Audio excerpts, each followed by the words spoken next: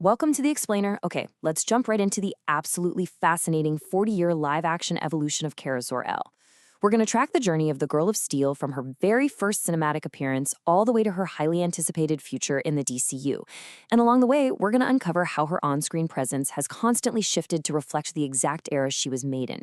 To kick things off, we really have to ask the ultimate question. It's a question that highlights just how much shifting societal norms have transformed this iconic character. Which live-action Supergirl did it best? Now, this isn't just about picking your favorite actor or a cool suit. It's actually a fundamental question about how our expectations of female superheroes have completely evolved. From a slightly derivative side character to a standalone, galaxy-spanning hero, Kara's cinematic journey is literally a perfect mirror for the evolution of the superhero genre itself. So here's our roadmap for today. We'll start with the first Girl of Steel, move into Smallville's rebellious teenager, look at defining the modern era, explore a dark alternative timeline, and finally wrap up with the Woman of Tomorrow. This timeline really anchors our chronological journey, showcasing the incredible actresses who've donned the cape over the decades. We start way back in 1984 with Helen Slater, jump to 2007 with Laura Vandervoort, leap into 2015 with Melissa Benoist, shift to 2023 with Sasha Calle, and finally look ahead to 2026 with Millie Alcock. Each of these incredibly talented women brought something entirely unique to Kara Zor-El, and you'll see how their character designs heavily reflected the cultural expectations of their respective decades. Section 1. The First Girl of Steel. Let's wind the clock back to 1984 with Helen Slater, the very first actress to bring Supergirl to the silver screen. Her debut deeply honored the classic comic book aesthetic. She wore this bright, traditional costume that perfectly matched Christopher Reeve's iconic Superman, looking like she flew straight off the page. Now, the film unfortunately flopped at the box office, largely thanks to some truly bizarre magical plots and pretty vacuous romance, but Slater herself was fantastic. She actually earned a Saturn Award nomination for her earnest, nuanced portrayal in what was her very first motion picture role. Behind the scenes, though, there was a lot of shifting going on. The 1980s comics actually attempted to modernize her look before the film came out, giving her a red headband and a slightly shorter skirt. They fully anticipated this would be her cinematic look. However, the filmmakers ultimately scrapped that idea for the more traditional aesthetic. It's just a really fascinating glimpse into how comic and film synergy was being tested even 40 years ago. Section 2.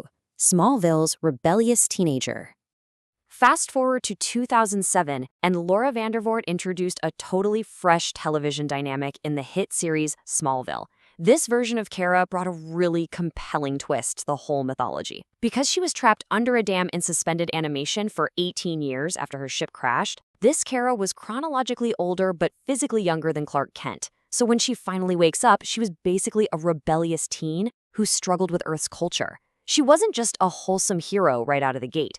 She was an alien trying to figure out her place in a world she didn't understand. It added a brilliant layer of teenage angst to the Kryptonian mythos. But this era was definitely not without its missteps, highlighting the 2000s ongoing struggle with female representation and, frankly, its baffling obsession with low-rise fashion. Her costume was highly controversial. Dubbed the low-rise superskirt, it featured a rubbery armor top that didn't really blend well with the spandex pants, and a skirt slung dangerously low over a bare midriff. It was so impractical that Vandervoort reportedly wanted to burn it. It serves as a stark reminder of how female superheroes were often dressed for the male gaze rather than for actual action. Section 3. Defining the Modern Era.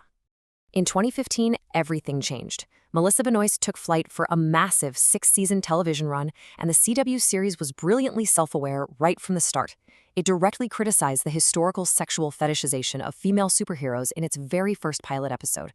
When Kara tries on a skimpy prototype suit featuring hot pants and a crop top, she flat out rejects it, stating she wouldn't even wear it to the beach. By having Kara explicitly reject minimal coverage, the series planted a flag, establishing that this Supergirl was going to prioritize agency and practicality over outdated comic book tropes. And we see that evolution perfectly realized with her costume upgrades. The evolution of her suit into a highly practical nanotech pantsuit created by Brainiac 5 reflected Benoist's own personal desire for functionality over an outdated skirt. This change removed the skirt entirely in favor of blue pants and integrated more alien-looking gold accents. It was a literal physical manifestation of a female superhero demanding a suit she could actually fight in. Plus, it just looked incredible. The show didn't just excel at character design, though. It effortlessly tackled a rich comic history by pitting Kara against complex evil doppelgangers. Over the seasons, she faced off against Bizarro, a genetically altered duplicate, Overgirl, a terrifying Nazi general from an alternate universe, and Red Daughter, a genetic template of Supergirl who ended up siding with Lex Luthor. Dealing with these foes allowed the show to deeply explore the darker, far more destructive potential of a Kryptonian on Earth, giving the character some real, heavy narrative weight. Section 4. A dark alternative timeline. The cinematic landscape shifted dramatically yet again with Sasha Calle in 2023's The Flash. This version of Kara completely pushed back against her usual wholesome image.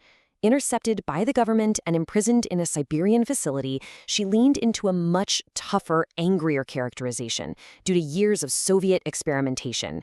This absolutely wasn't the sunny hero of National City. This was a traumatized survivor, infused with a sense of genuine righteousness and vengeance. It showcased a completely different emotional spectrum for the character that we really hadn't seen on screen before.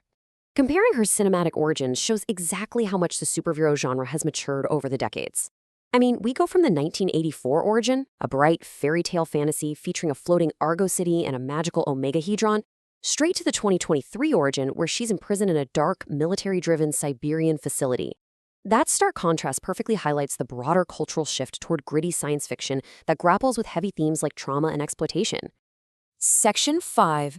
The Woman of Tomorrow. Finally, looking ahead to 2026, we get to see how all of this history builds into Millie Alcock's upcoming standalone DCU film, The Woman of Tomorrow. This is where modern costume design meets serious thematic resonance. By reclaiming the skirt as a symbol of power without being sexualized and adding functional thigh-high boots that double as knee guards, this new suit represents a monumental step forward for female superhero representation. The filmmakers explicitly stated they never even considered putting her in trousers because wearing the skirt while kicking a villain to the curb actually adds to her power. It's a perfect blend of classic aesthetics and totally modern empowerment. And the story sounds just as compelling as the suit. The film promises to be a hardcore, star-spanning sci-fi epic based on Tom King's brilliant comic where Kara hunts down a villain across the galaxy. The plot involves a young alien girl named Ruthie's quest for justice against Krem of the Yellow Hills, and Kara embarking on this massive galactic journey not just to help Ruthie, but to find a cure for her beloved poison dog, Crypto. It's a gritty, emotionally charged narrative that promises to show us a Supergirl far, far removed from the pristine perfection of her cousin. So the absolutely crucial point to take away from all of this is that as Supergirl continues to evolve with our culture, we have to wonder how this next chapter will permanently redefine what it means to be a superheroine. From a 1980s fantasy character to a complex, galaxy-spanning badass, her journey on screen truly mirrors our own changing expectations of female heroes. As she redefines representation once again, what new legacy will the Woman of Tomorrow forge? I know I can't wait to find out. Thanks for joining me on this explainer, and keep exploring.